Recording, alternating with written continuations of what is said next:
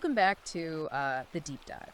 If you are listening to this right now, you're probably looking for something, well, something a little different than the mainstream narrative. Yeah, definitely. You know, you're looking for the signal and the noise. And today we're not just looking for a signal. We are tapping into a frequency that most of society is desperately trying to jam. We are going completely off the reservation for this one. It is certainly a broadcast that demands attention. It's not just background noise. It is the sound of the foundation cracking, really. Exactly.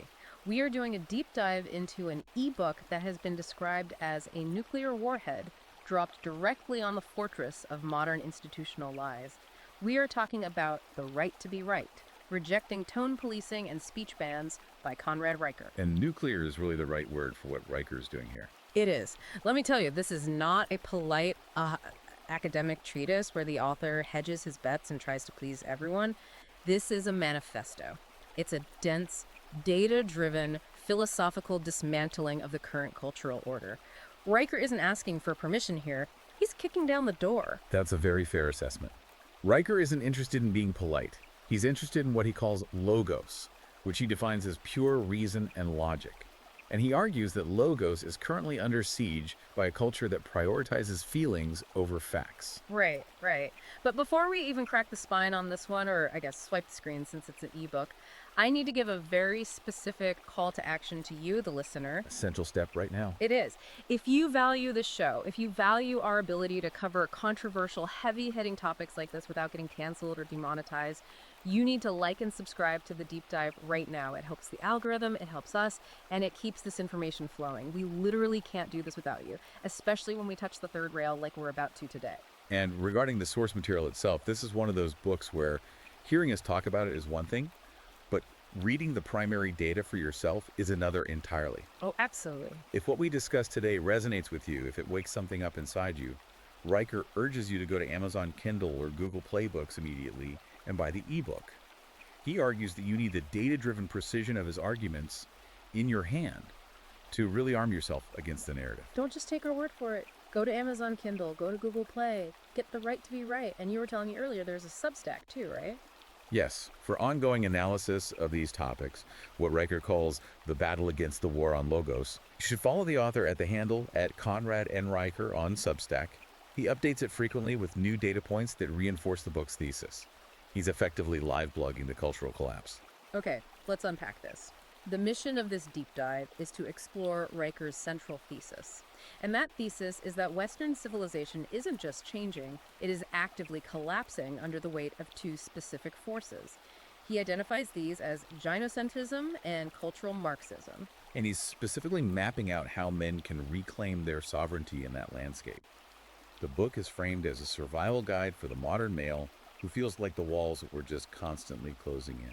This is going to be particularly valuable for the men's rights activists in our audience, the guys in the manosphere, or honestly, anyone who looks at the state of modern institutions, schools, courts, HR departments, and thinks something is fundamentally broken here. The math just isn't mathing. Right.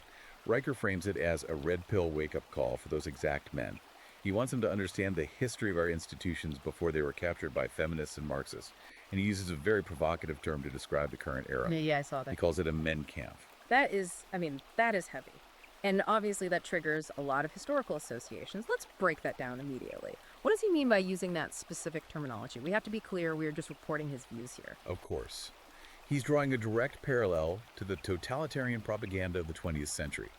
His argument is that we are living through a systemic, institutionalized demonization of the male sex. So he's saying men are the new scapegoat. Precisely. He argues that just as past regimes scapegoated specific minorities to justify tyranny, the modern gynocentric state scapegoats men.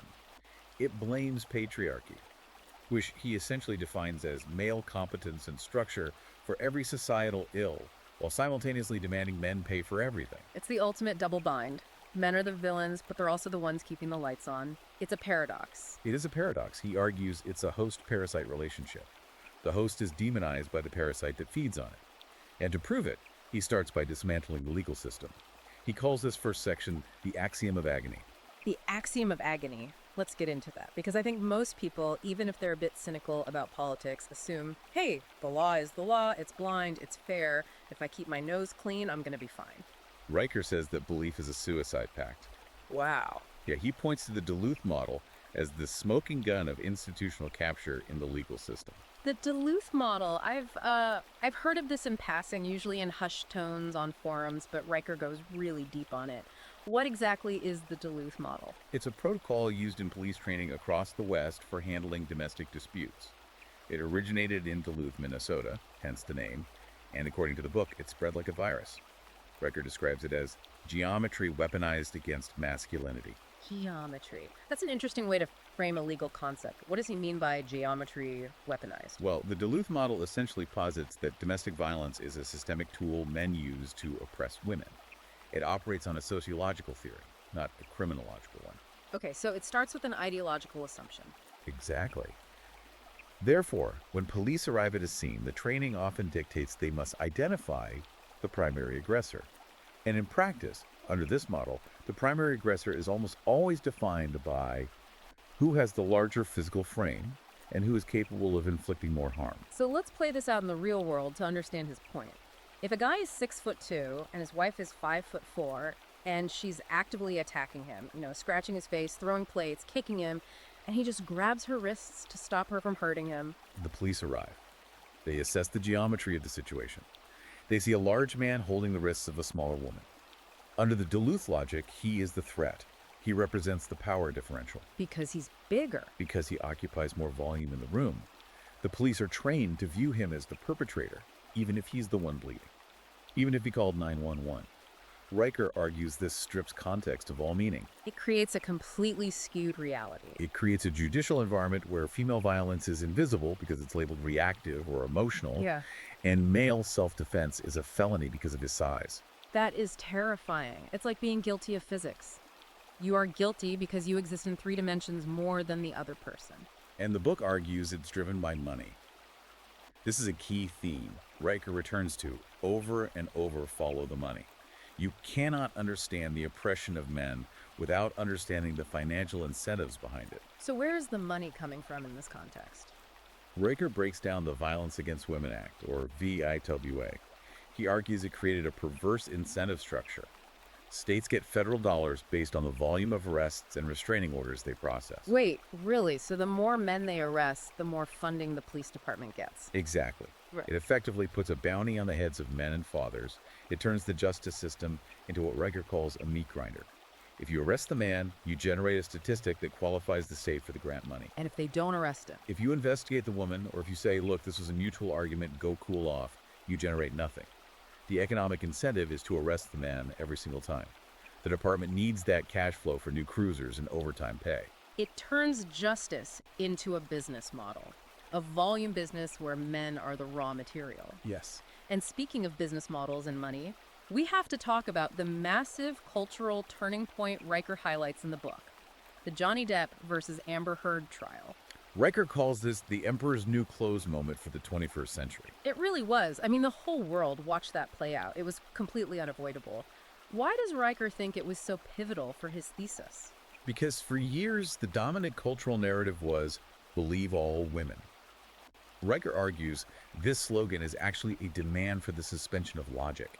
It's a demand to believe without evidence. An anti-logos statement. Exactly. It essentially says her gender is her evidence. But the Depp trial brought what Riker calls forensic reality into a head-on collision with that narrative.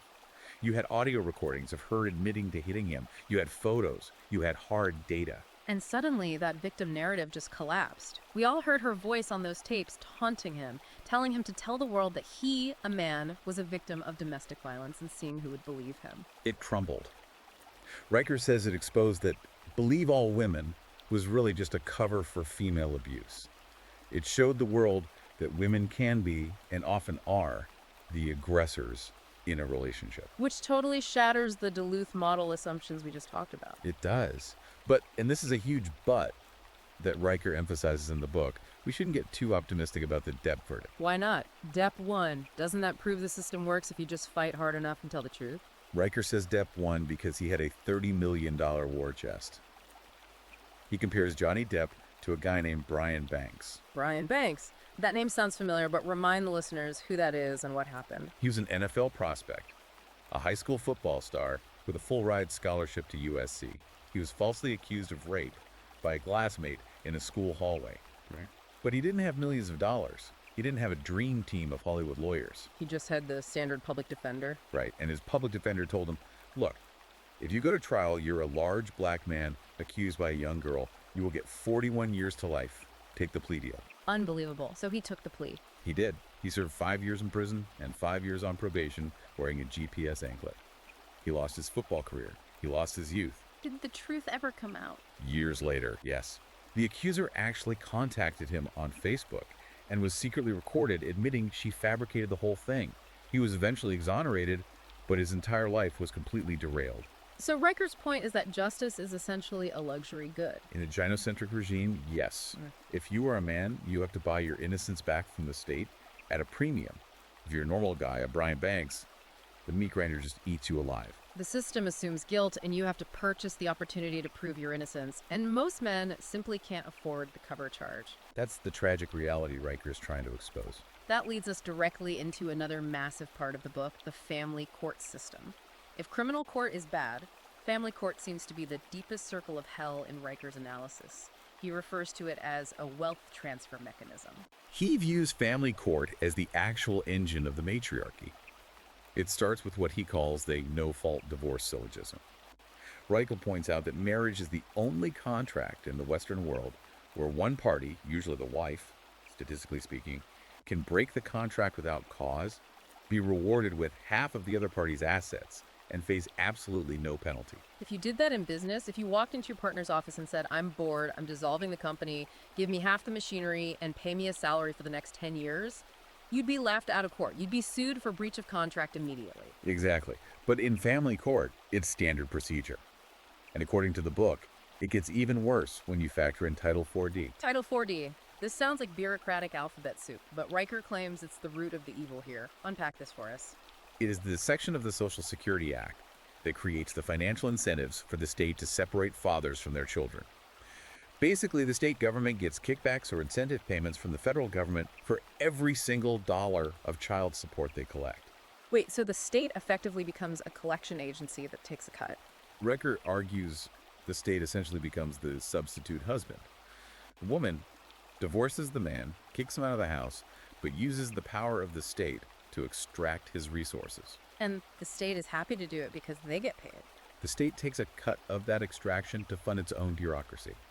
The judges, the clerks, the administrators, their salaries and department budgets rely on this money. Sure. So the judge and the system itself all have a direct financial interest in maximizing child support payments.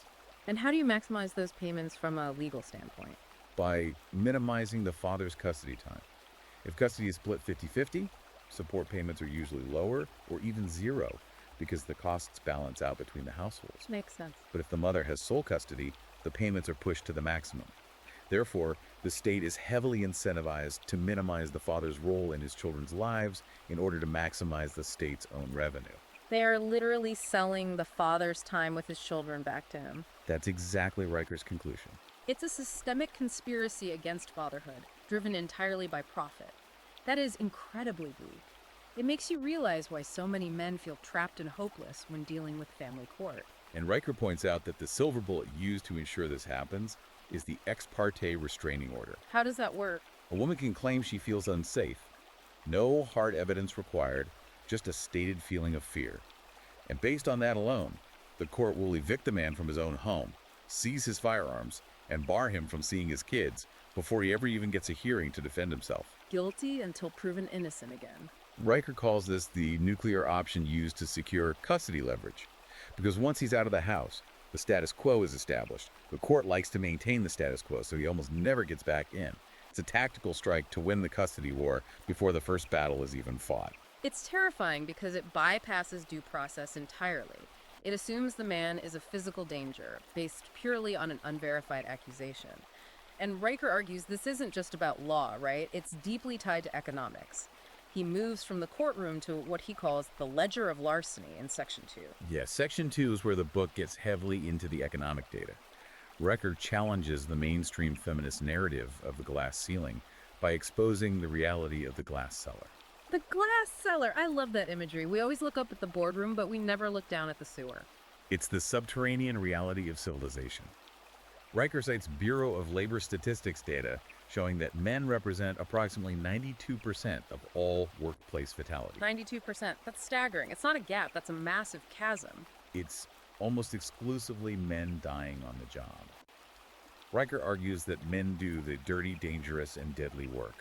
They are the ones down in the coal mines, out on the deep-sea oil rigs, the high-voltage linesmen working in the middle of an ice storm to restore power. They are the actual infrastructure. Right, the invisible backbone of society. When you flush your toilet, a man is dealing with the sewage. When you turn on your lights, a man is risking electrocution to keep them on. But all we ever hear about in the media is the wage gap. Women make 77 cents on the dollar. It's on every bumper sticker and repeating in every HR seminar. And Riker completely destroys the wage gap myth using economic data. He calls it a hazard premium. He argues that if you control the data for hours worked, the physical danger of the job, and the actual career choices being made, the wage gap completely disappears. So men aren't just handed more money for existing. Men aren't paid more for being men. They're paid more for risking their lives and working 80-hour weeks in incredibly uncomfortable and dangerous conditions. So the argument is that women want the high boardroom salary without taking on the oil rig risks. Precisely. Riker argues that the glass ceiling narrative is essentially about elite, privileged women wanting power while completely ignoring the millions of men trapped in the glass cellar who are keeping civilization running. He says it's class privilege masquerading as gender oppression. And he takes this economic analysis straight to the tax code, too. He has this concept called the tax contribution syllogism. This is a crucial part of his broader parasite argument. Right. Riker claims that when you look at the raw data regarding net tax contribution versus the net consumption of state services, men are the overwhelming benefactors of the state. Meaning men pay the taxes. Men pay the vast majority of all income taxes because they work the most hours and earn the highest hazard pay in those dangerous jobs. And who is consuming all the services those taxes pay for? Women. Riker argues the data shows women are the primary beneficiaries of the welfare state, healthcare spending, education subsidies, and public housing.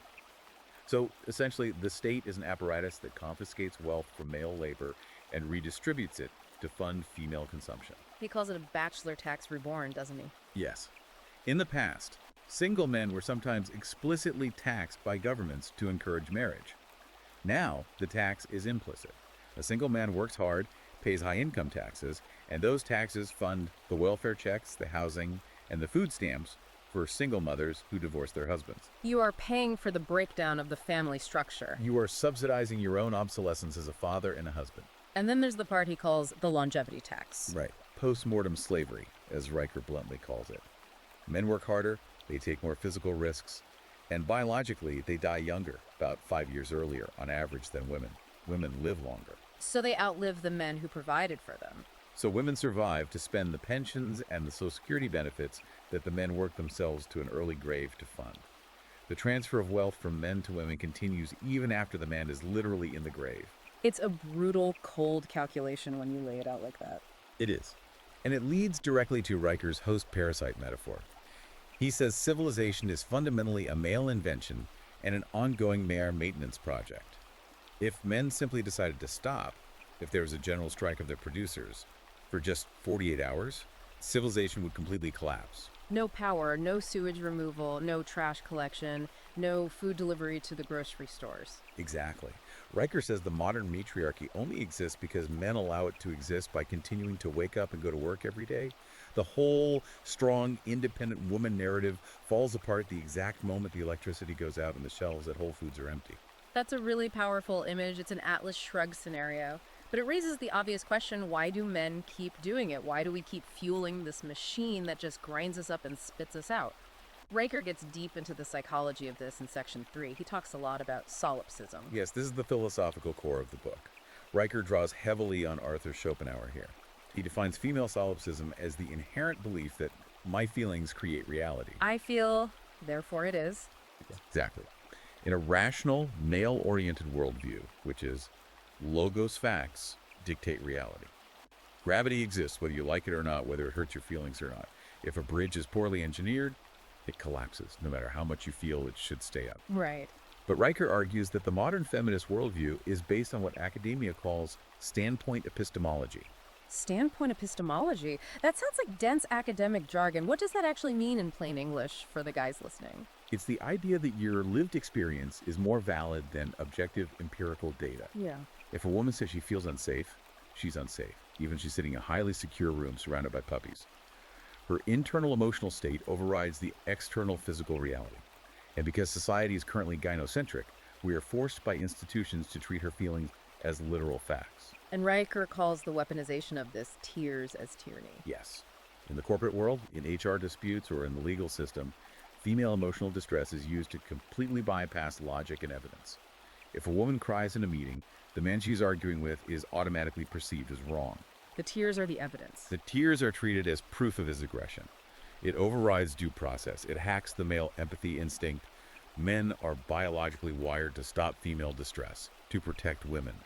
So when she cries, he capitulates to stop the crying. Riker says this is a highly effective psychological weapon. And then there's the rationalization, hamster. I've seen this term thrown around online a lot, hamster refrigeration. It's kind of a funny word, but what is the actual psychological mechanism Riker is talking about here? It's a humorous internet term for a very real cognitive mechanism called post hoc rationalization. Riker describes it as the mental wheel spinning furiously in a person's head to reframe their own bad behavior or poor choices as virtuous. Give me an example of this from the book so we can ground it. The book discusses the alpha widow, or the concept of regret as rape. Riker looks at how consensual encounters can be retroactively reframed as assault. Let's say a woman willingly sleeps with a high-status male, an alpha hoping to lock him down for a relationship. He sleeps with her, but he doesn't call her the next day. He exercises his option to leave. She feels rejected. That obviously stings. It stings her ego. But her ego cannot accept the reality that she made a bad strategic move, or that she wasn't high value enough to keep him around, or that she was just pumped and dumped. Right. So the hamster wheel starts spinning. She tells herself, I didn't choose to sleep with him and get rejected. He manipulated me. He took advantage of my vulnerability. I was coerced. She retroactively reframes a consensual bad choice as victimization to protect her ego. So it literally turns regret into a crime. It creates a reality where women are never accountable for their own choices. If the outcome is bad, it must be because the man was evil, not because she was foolish or made a miscalculation. And Riker ties this directly to the concept of the shit test. This is another term that gets thrown around a lot in the manosphere. How does Riker define it biologically? He uses an evolutionary psychology framework. He argues a shit test is a biological audit. A woman subconsciously creates conflict or drama out of nowhere to test a man's strength and his emotional frame. She's shaking the fence to see if it falls over. Precisely. In the wild, historically, a weak male cannot protect her and the offspring from predators or rival tribes. So her biology demands that she tests him. She picks a fight about how he loads the dishwasher. She insults his clothes before a party. She creates chaos. And what is she looking for? She wants to know if he is strong enough to handle her chaos without breaking. If he apologizes, if he capitulates, if he gets overly emotional, which is the nice guy response. He fails the test. He loses her respect and eventually her attraction. So the nice guy approach, trying to reason with her, trying to appease her and make her happy, is actually the exact wrong move biologically. Riker argues the nice guy fallacy is thinking that being submissive and accommodating will earn you love and desire. It doesn't. It earns you contempt. The biological female imperative seeks strength, not subservience. She wants a rock, not a pillow. So what does the book say is the right response? Stoicism. You ignore the manufactured drama. You laugh at it. You hold your frame. You refuse to be moved by the emotional chaos she is throwing at you. You show her through your actions that you are the immovable object. That makes a lot of sense. And Riker even reframes the whole Karen meme in this context, right? Yes, this part is brilliant. He says a Karen isn't just an annoying, entitled lady demanding to speak to the retail manager. She is a woman weaponizing the power of the state. She sees a man doing something she dislikes, bird watching, having a BBQ in a park, just existing in her vicinity, and she immediately calls the police. She calls the patriarchy to handle it. Exactly. She claims to hate the patriarchy, but she relies on it completely to enforce her personal emotional boundaries. She is leveraging the state's monopoly on violence to serve her feelings. I am uncomfortable, therefore men with guns must come and remove you. It's the ultimate expression of solipsistic entitlement. It all connects so perfectly. The psychology drives the legal system, which in turn drives the economics. Now let's move to section 4, the war on the mind. Because Riker argues this indoctrination starts very young. He calls this section the pedagogy of the pawn. Riker argues the modern education system has declared a literal war on boys. How so? Walk us through his argument there. First, he points to the feminization of the classroom environment. Sitting completely still for 8 hours a day, rote memorization, strict compliance, verbal consensus over debate. These are traits that naturally favor female biology and development. And boys don't operate that way. No. Boys are naturally kinetic, they're competitive, they have hunter-gatherer biology, they learn by doing, by moving, by competing with each other. They learn through establishing hierarchy and through physical friction. So when a young boy can't sit still for 8 hours, when he acts like a normal boy, The system medicates him. Riker points to the skyrocketing astronomical rates of ADHD diagnoses and the massive prescription rates of amphetamines like Ritalin and Adderall given to young boys. just to keep them quiet in class. He claims this is a deliberate attempt to chemically sedate the male spirit, to turn natural lions into compliant sheep. We are doping an entire generation of boys because female teachers don't know how, or don't want, to handle their natural masculine energy. It's essentially chemical castration of the hunter instinct. And then, if those boys make it to college, they face the Title IX tribunals. Right. The campus courts. We mentioned the Dear Colleague letter from the Obama administration earlier. That letter effectively removed due process on college campuses regarding sexual assault allegations. A male student can be expelled, his life ruined, on a mere accusation. No trial, no right to cross-examine. None. They are destroyed by a preponderance of evidence standard, which is basically a 50-50 coin flip, rather than the legal standard of beyond a reasonable doubt. And Riker talks about herstory in the education system too, the rewriting of history textbooks. He uses a really stark comparison. The Manhattan Project versus the suffragette movement. Riker argues history is being actively rewritten to center women and erase male achievement. He points out the undeniable reality that men split the atom, built the rockets that went to the moon, cured polio, and engineered the entirety of the modern world. But the textbooks focus disproportionately on the suffragettes getting the right to vote. He calls it an insult to physics to equate the two. One group unlocked the fundamental forces of the universe and changed the course of human capability. The other group walked around holding signs demanding things. He argues this disproportionate focus is done deliberately to demoralize young men in school, to make them feel like their gender has contributed nothing of unique value. It's erasing male achievement to serve a modern political narrative. And the media is completely in on it too. Riker calls this the spectrum of subversion. Think about the bumbling dad trope on television. Compare the father in Father Knows Best from the 1950s, a man who was wise, strong, and respected by his family, to modern dads like Homer Simpson or Peter Griffin. They're complete idiots. Riker says this is a psychological operation, a psyop. It's designed to subconsciously erode societal respect for fatherhood. If the dad is portrayed as a lovable but incompetent idiot, the family doesn't really need his leadership. And if they don't need him, the state can step in and replace him. And then you have the whole girl boss trend in movies. Riker is absolutely brutal on this topic. He points to movies like The Woman King or the recent Charlie's Angels reboots.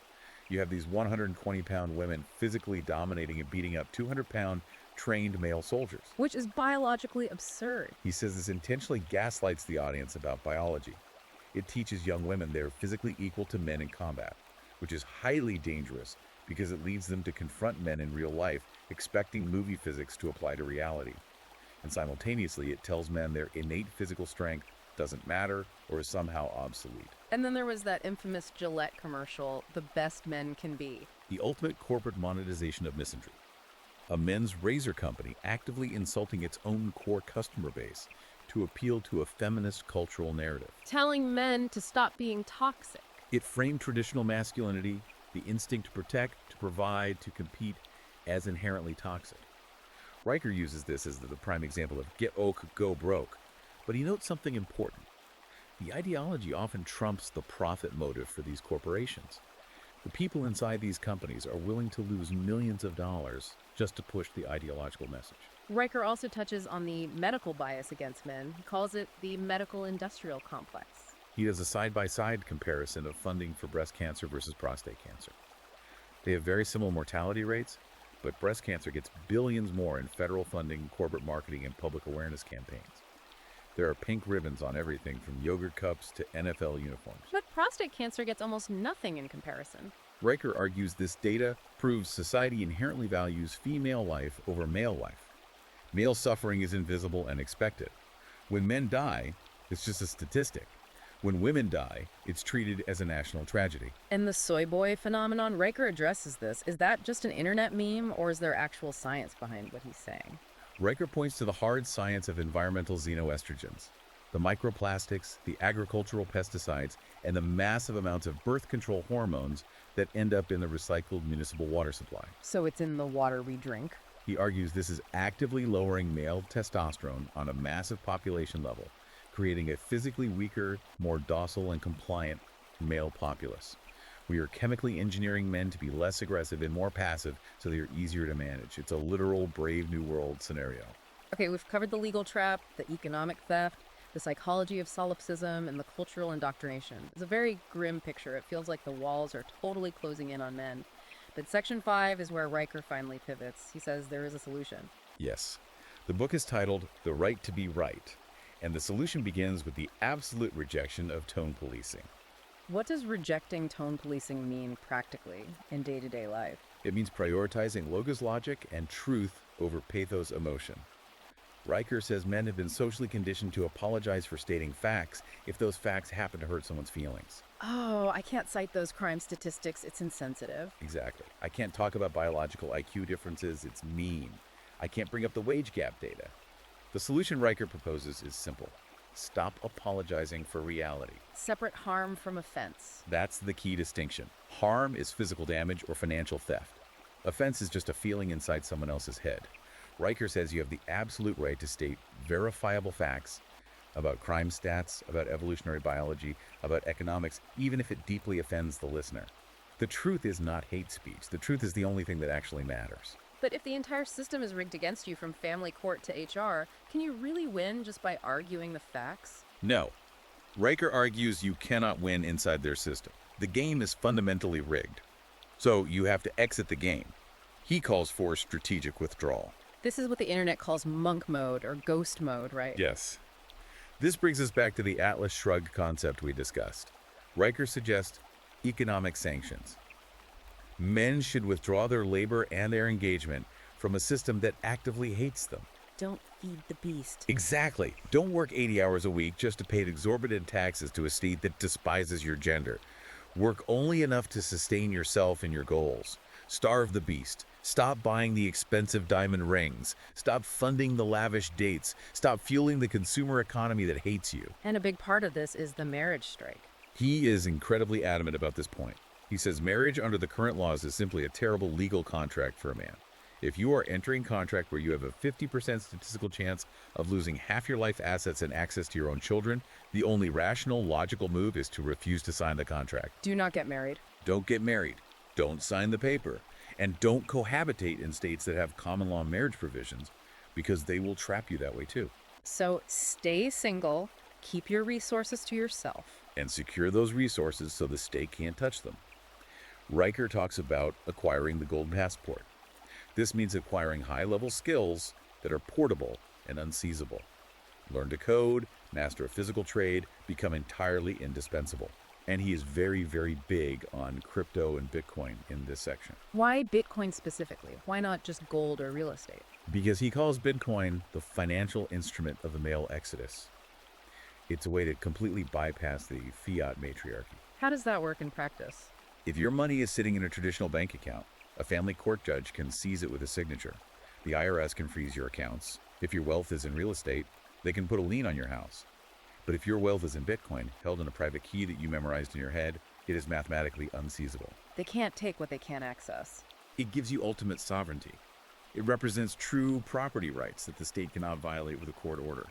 It's fuck you money in the truest, most literal sense of the term. He also talks about building parallel institutions. He uses the term the New Jerusalem. He envisions the creation of male-only spaces, professional guilds, networking groups, private businesses that operate strictly on merit and logic, and that explicitly exclude HR departments and DEI mandates. The complete separation. Creating a manosphere economy where sheer competence is the only metric that matters. He says men need to stop trying to fix Harvard, or trying to reform Disney, or trying to vote their way out of this.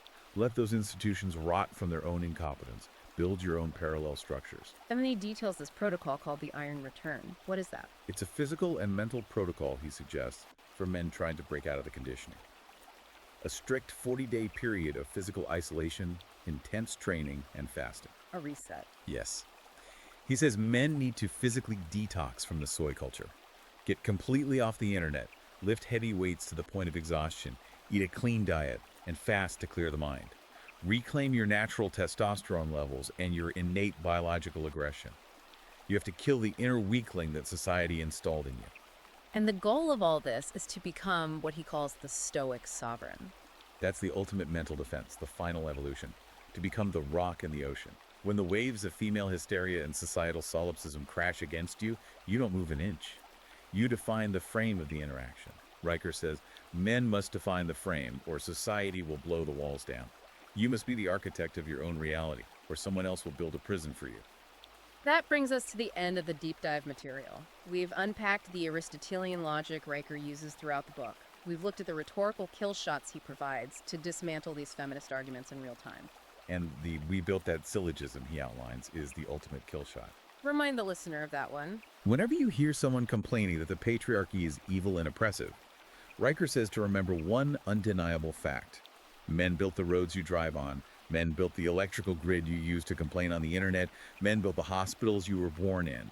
The entire physical and technological platform that modern feminism stands on to complain about men was entirely built and is currently maintained by men. You cannot critique the structure while safely standing on the balcony we built for you. Exactly. It's the ultimate mic drop. And Riker leaves the reader with one final, deeply provocative thought that really stuck with me.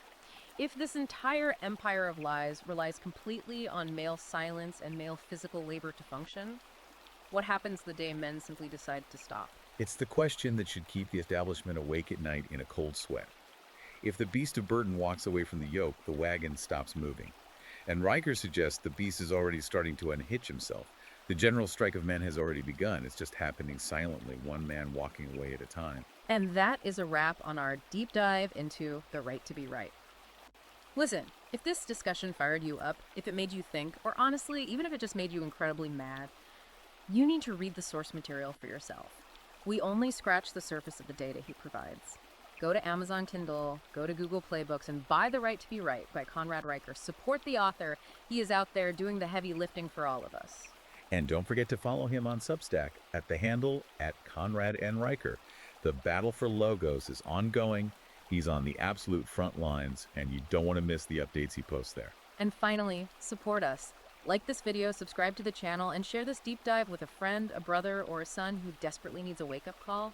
Help us keep the lights on so we can keep bringing you the unfiltered truth. Stay stoic, stay sovereign, and refuse to apologize for the truth. We'll see you on the next deep dive.